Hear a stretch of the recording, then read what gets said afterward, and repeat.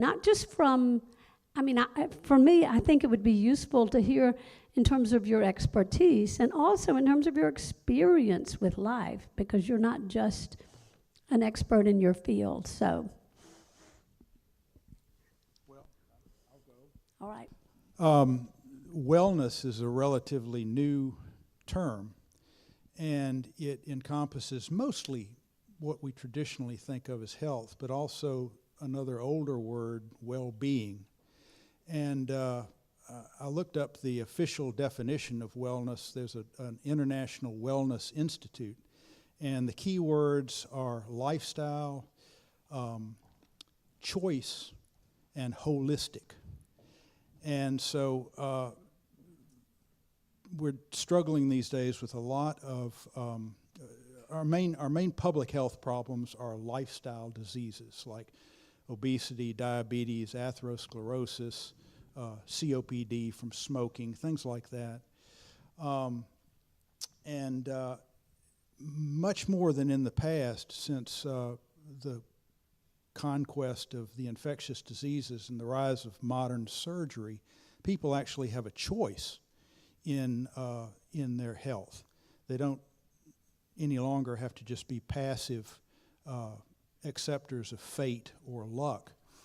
And then finally, holistic is a big part of the current concept of wellness, and that means that we need to incorporate actively lifestyle choices that conduce to healthy living. Oh, thanks, Lucius. And I'm going to ask, can I ask one follow-up question for you before you jump on? So, because I know you've done a lot of work with sleep, want to say just a word about that? Well, sure. The old paradigm, the old notion, the Victorian notion, I'll call it, was that sleep is just wasted time and time away from work. But that cannot be farther from the truth. Sleep is 1/3 of our lives, and it really makes possible the other 2/3.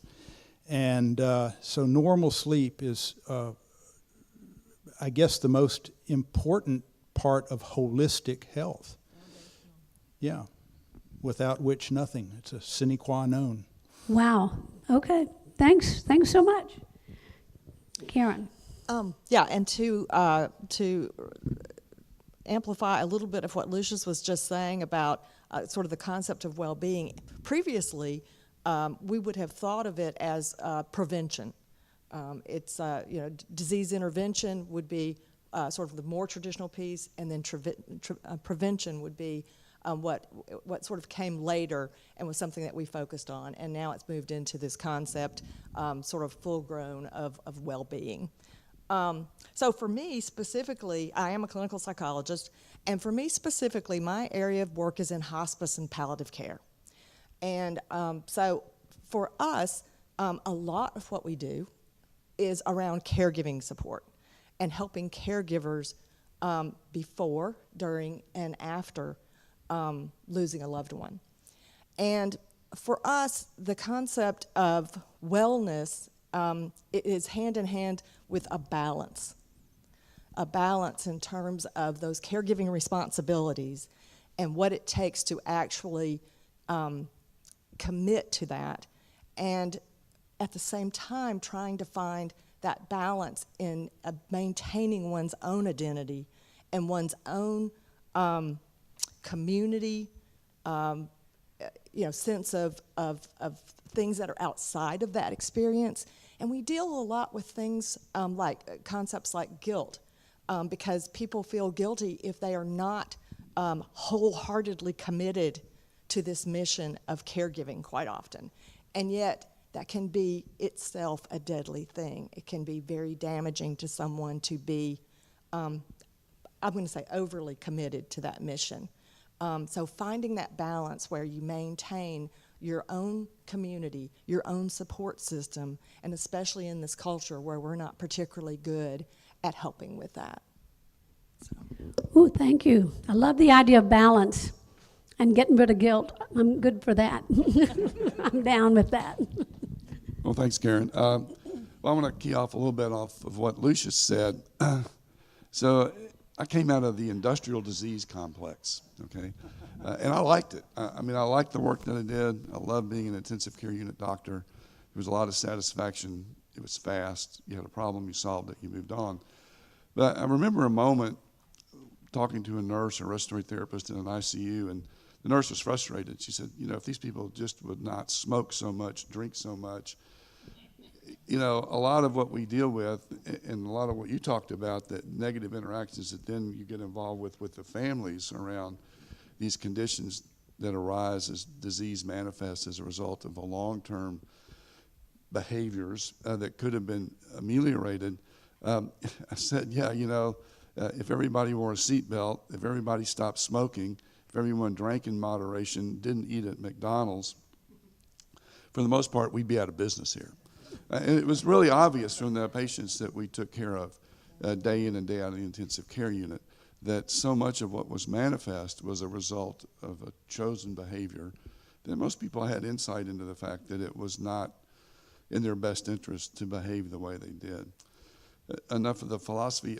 One of the areas of my work that I really enjoyed was human performance. And so I worked in a pulmonary physiology lab, and I did a lot of what were then known as exercise studies on people to try and separate out the difference between what is your exercise limitation, your heart, your lung. Usually it's pretty obvious if it was musculoskeletal, but people would be sent to us because they couldn't perform well, and we were helping cardiologists to sort of figure out, well, is it a limitation on heart function or is it a limitation on lung function?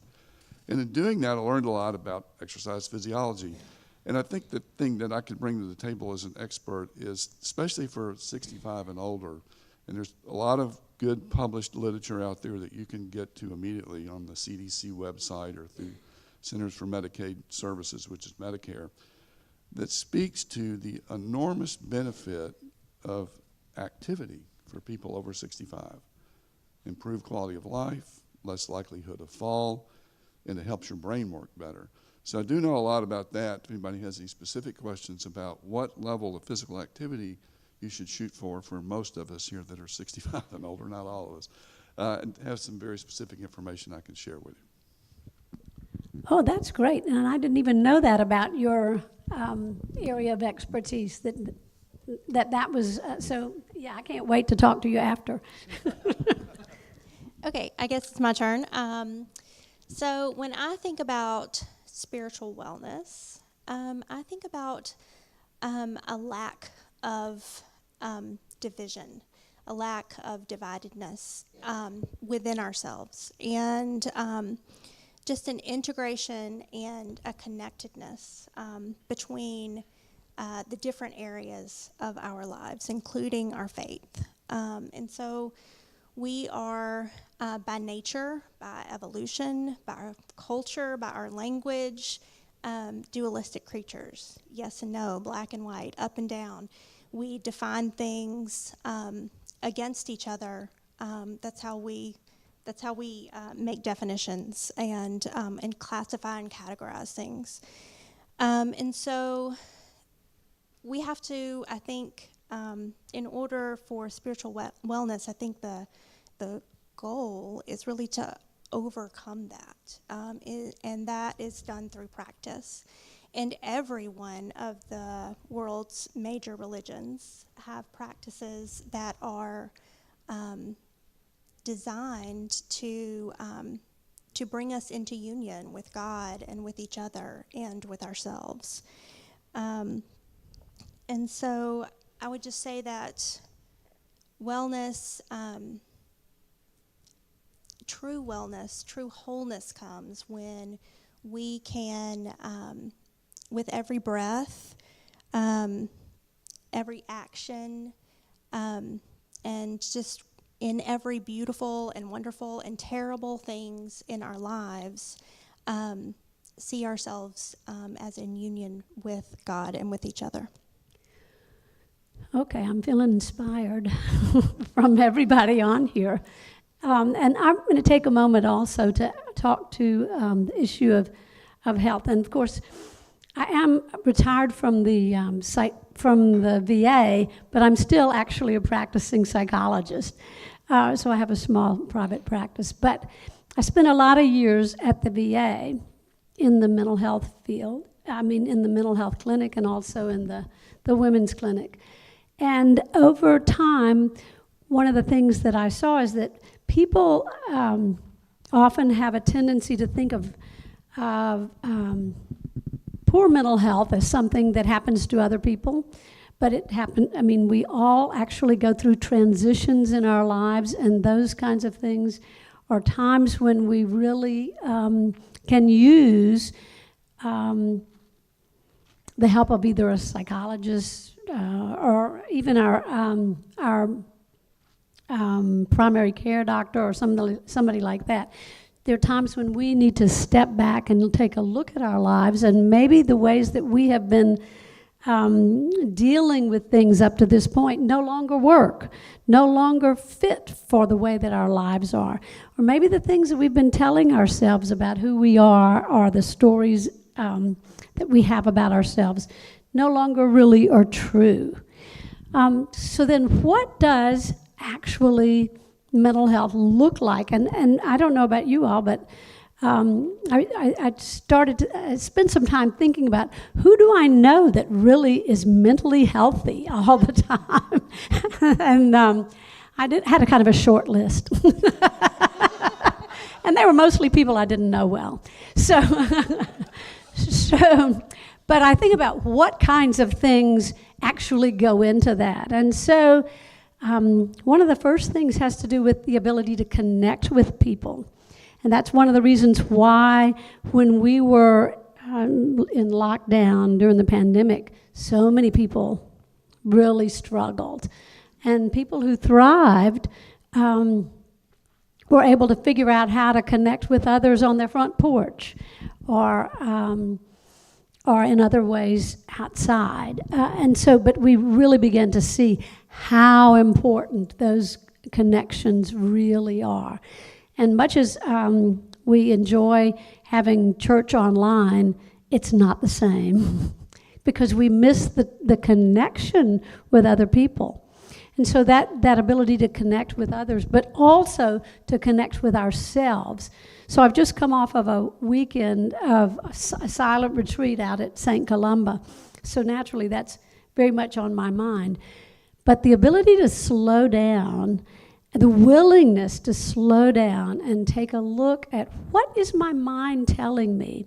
What are the kind of rote things that I operate under? What are those rote sort of assumptions? And how can I slow down and really take stock of that and maybe do something a little bit different? So that's a beginning piece of what health looks like. There's more that we can talk about. But let's move on to our second question, which is what gets in the way? What are the obstacles that you see in 21st century life right now?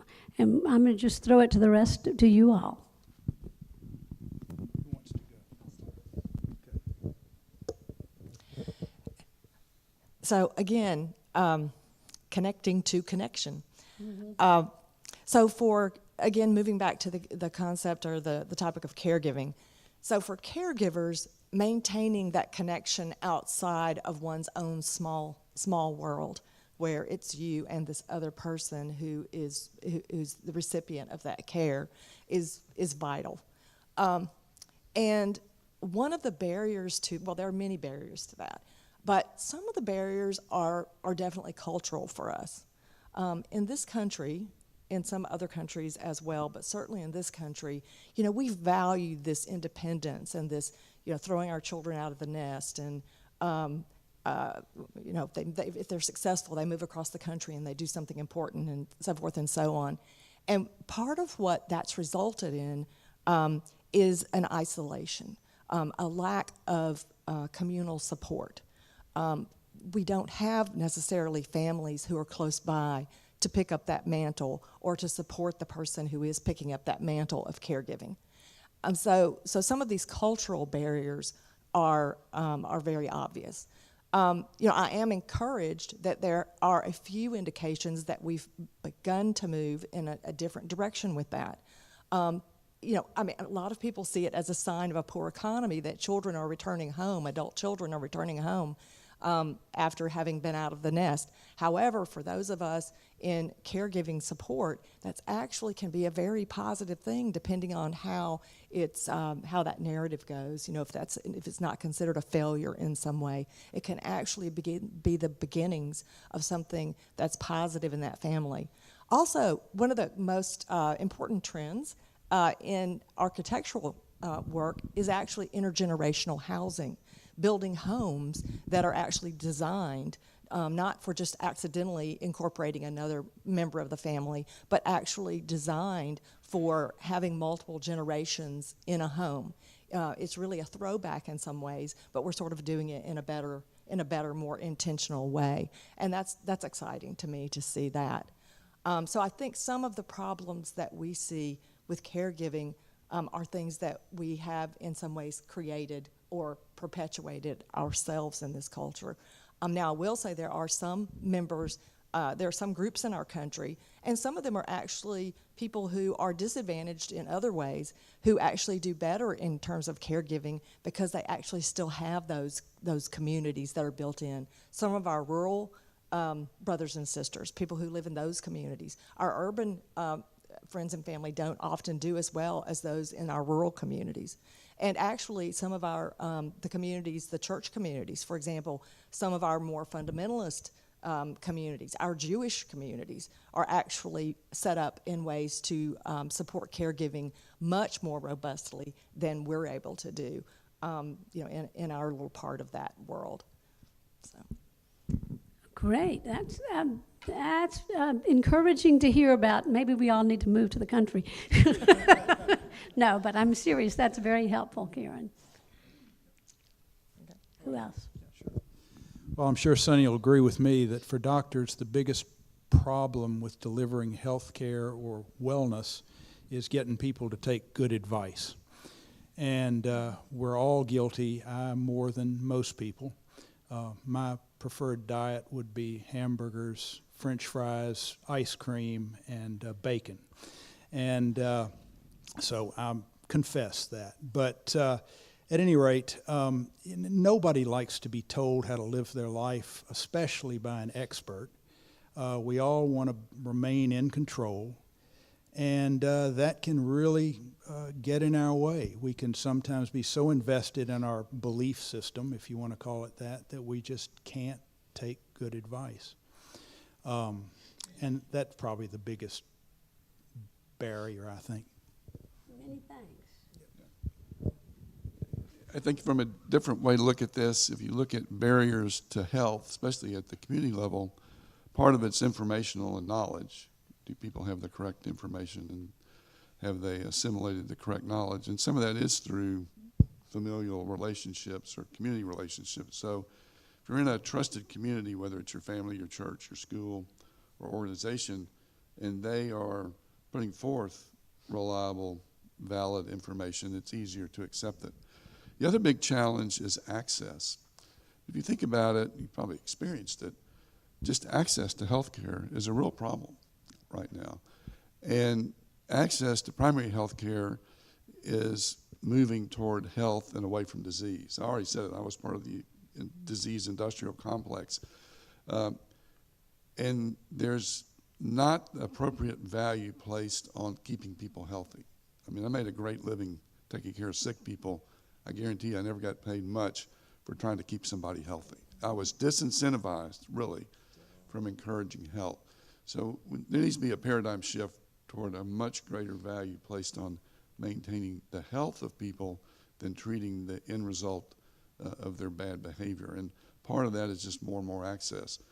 I think the healthcare system is going to have to be reimagined as to what primary care health or primary care access is and where it will be taking place. It's got to move more toward where people are instead of driving to where I worked, Baptist Memphis, and fighting that damn parking lot to get in to see the doctor.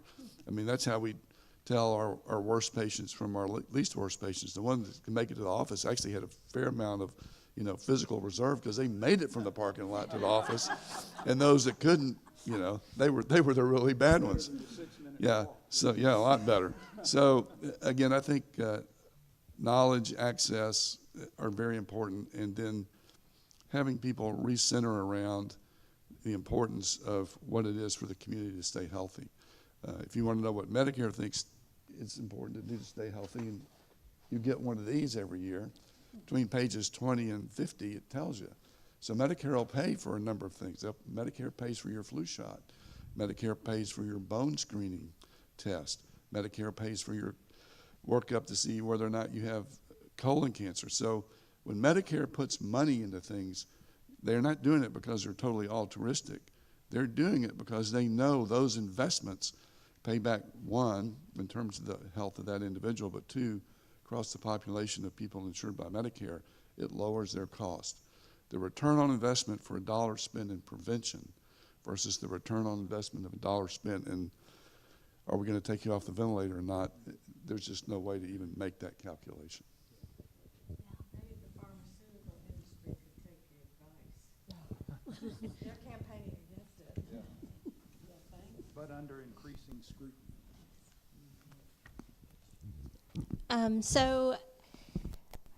This question was specific to my area of expertise, which I had to kind of think about what is it that is my area of expertise. And I would say that it is grief, especially in the immediate aftermath of loss or in the midst of learning about loss. And so I think there are several things that are major obstacles to wellness in that area. One, to build on something that Karen said, is the separation that we have in our society between we put away our elderly people. We don't talk about sickness. We're uncomfortable with death. And so death is going to happen to all of us.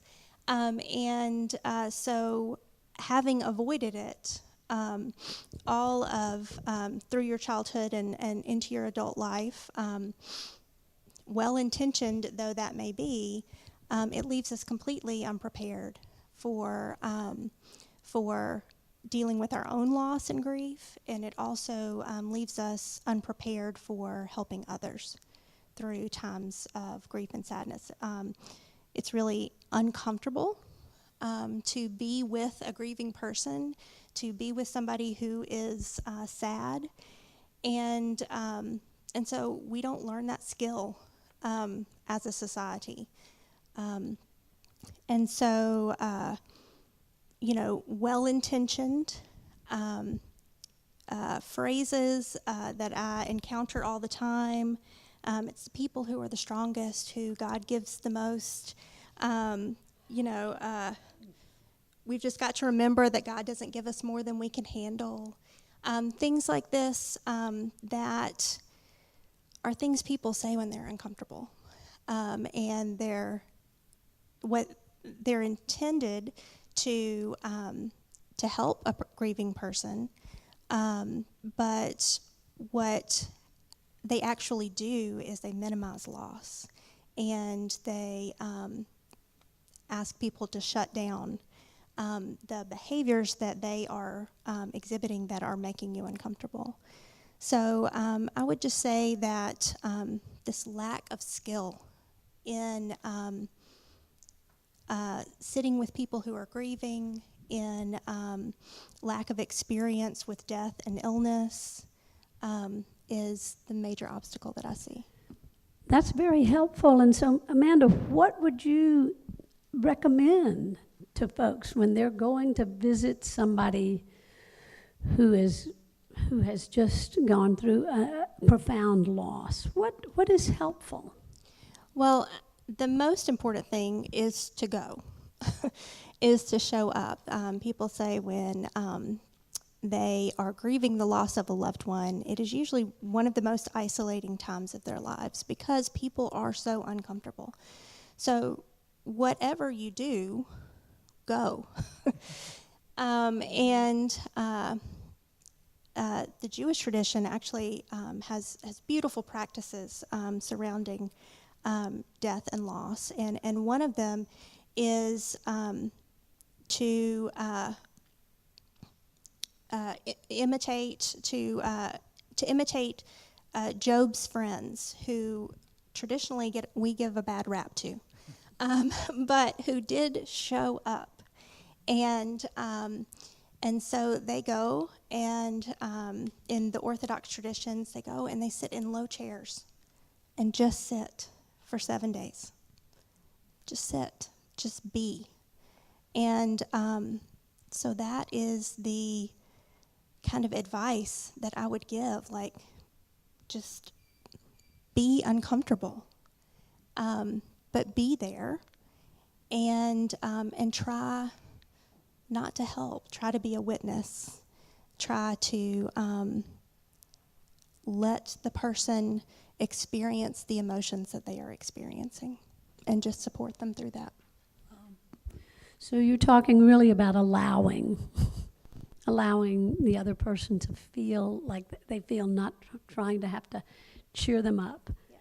And I think, speaking about what gets in the way, and from my own perspective, as one who likes to put a good spin on things, I know that the issue of allowing in our own lives is really an important one. For us to allow ourselves to have the feelings that we have. So when we're going to visit someone, but also when we are uncomfortable. And so some of the things that can get in the way of our own mental health these days can be the sense that we've got to be busy doing things so that we don't feel, so that we stay kind of just above. We skate along the lake. We sort of like ski along the surface without really allowing ourselves to have time to feel whatever we feel. And when we do feel it, then we can actually notice it and do something perhaps different, or maybe just feel whatever it is, whether it's sadness or joy or whatever it is, but to get in touch with it. And so we live in this fast culture where we don't value time to be still. I would also say that part of our materialistic culture gets in the way because we tell ourselves so many negative things about how we look or what we are doing, that we're not as, particularly this is true, of course, with younger people, that we're not sort of as good as, or we're not dressed as well as, or whatever. That's true for young people, but it's also true for us, that our lives are not as exciting as somebody else's on Facebook.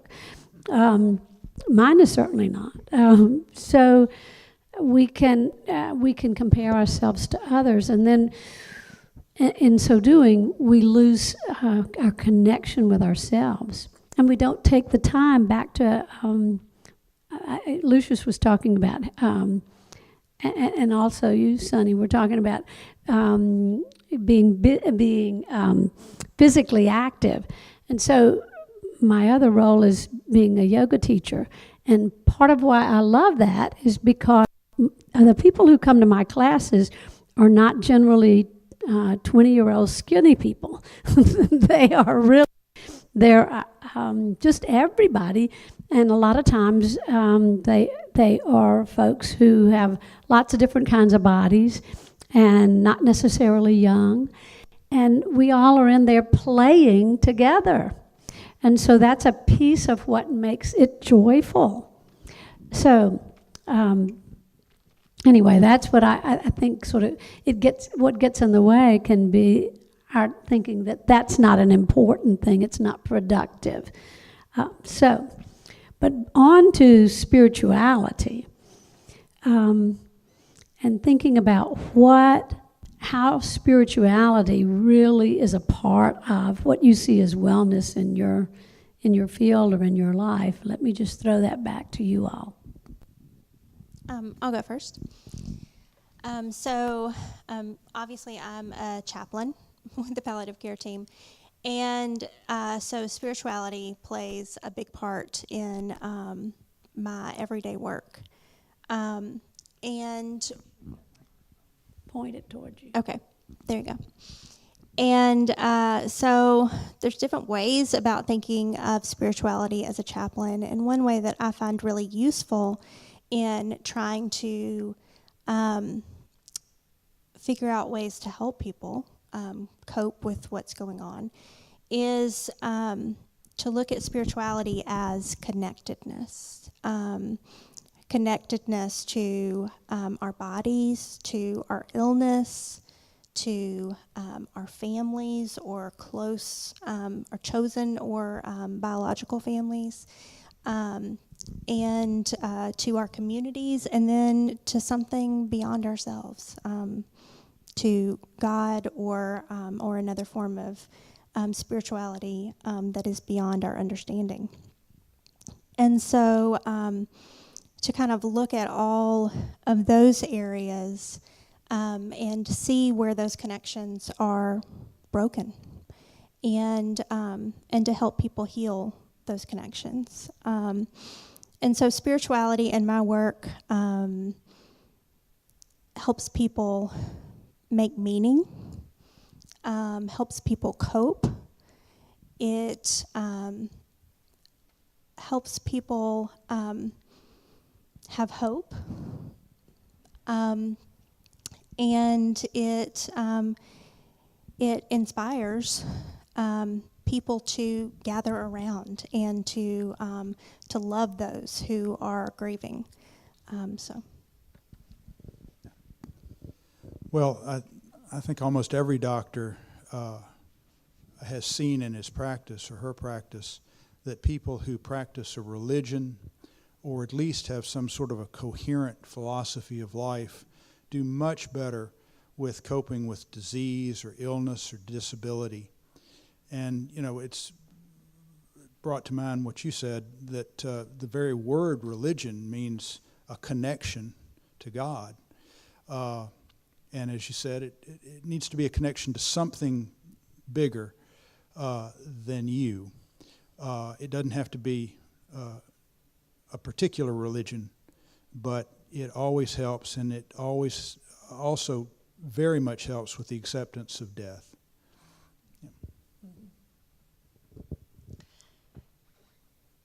You had mentioned earlier, Anne, narrative, the story that each of us have. We may not be aware specifically of what that narrative is, but it's something typically that we've learned as we've developed in the world. A lot of it may come from our family from very early on, but then we add pieces to that story. It's who we are, what our values are, why we are who we are. And so it can be a tremendous positive, as Lucius said, and really in terms of the practice of it, it can be very positive to have that religious community.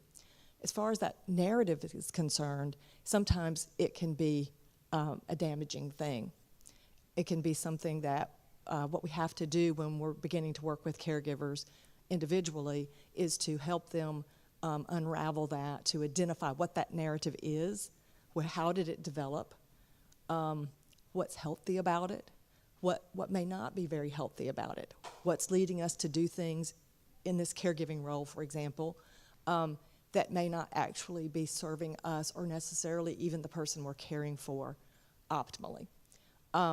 It's where that guilt may come from, it's where that anger may come from, and how to manage that in that caregiving role and caring for the other as well as balancing and caring for self. So as we begin to identify that, then thinking about, we have ideas of what our church, for example, taught us. Often when we begin to unravel that and identify that specific narrative that's guiding our lives and what we're telling ourselves about why we live like we live, we sometimes find out that that's not actually what the church meant. That's not actually what the church taught us. Maybe it was filtered through a family member's eyes or our own eyes in terms of how we came up with those values and how we're applying them. And that can be very, very important as caregivers are moving toward the end of caring for that loved one, and they're beginning to have to make decisions about life-sustaining treatments and how we're going to use those, whether we're going to use those. And it's really devastating sometimes to see a family member who's responsible for making those decisions, or at least the lead person in making those decisions, applying this unfortunate set of values that have grown out of this this errant narrative that may be based on information that, as you said, it's not always factual. It's not always what was meant when that was taught or internalized.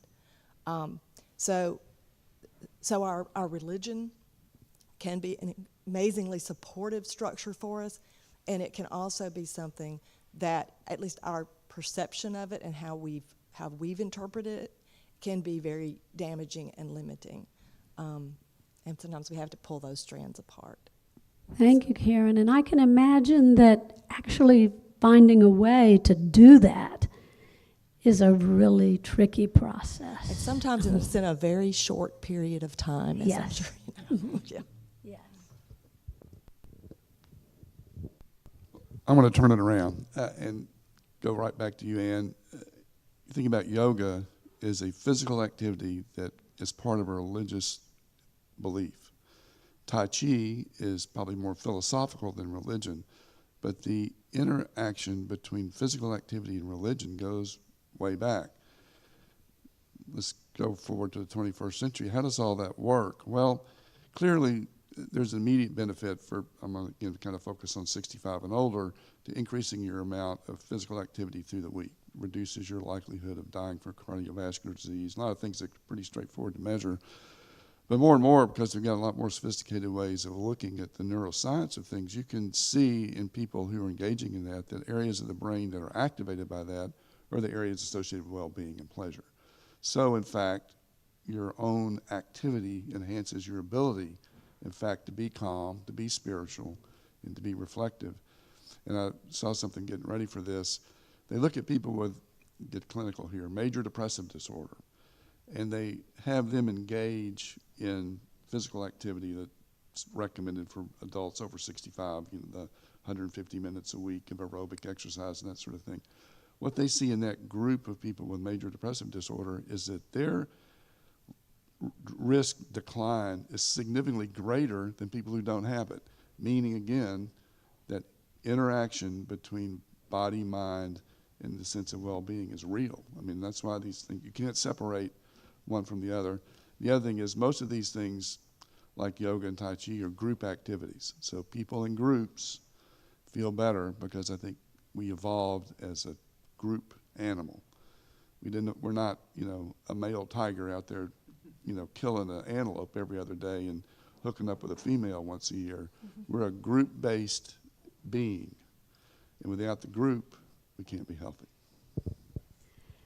There's a lot of wisdom in this crowd, and so I really appreciate what you all have said. And so I'm just going to add one more piece of all this, which is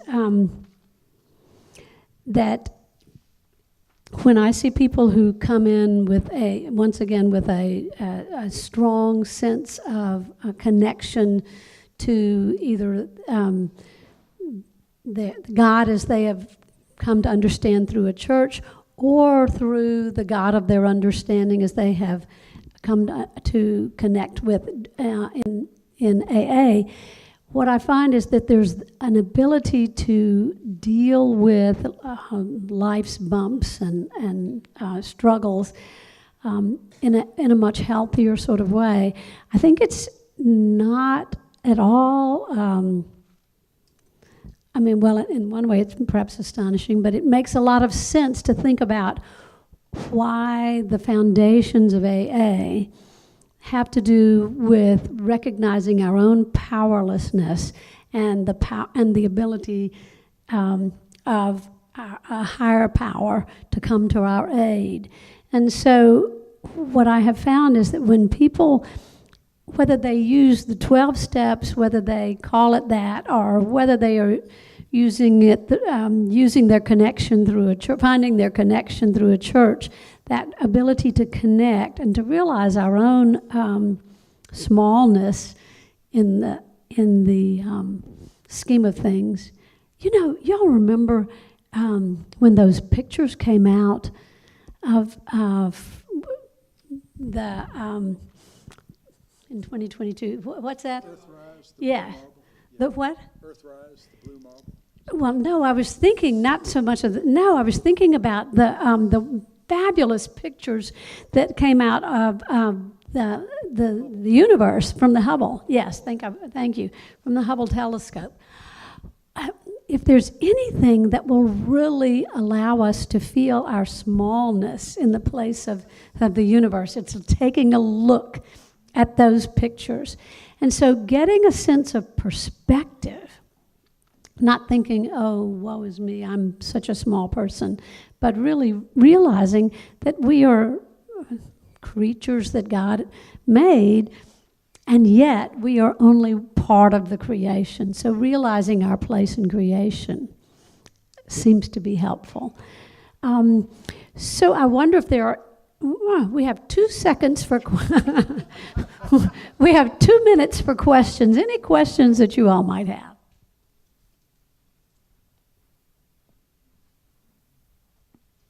We answered everything. Brilliant. Well, well, thank you to all of our panelists, and thank you all for coming.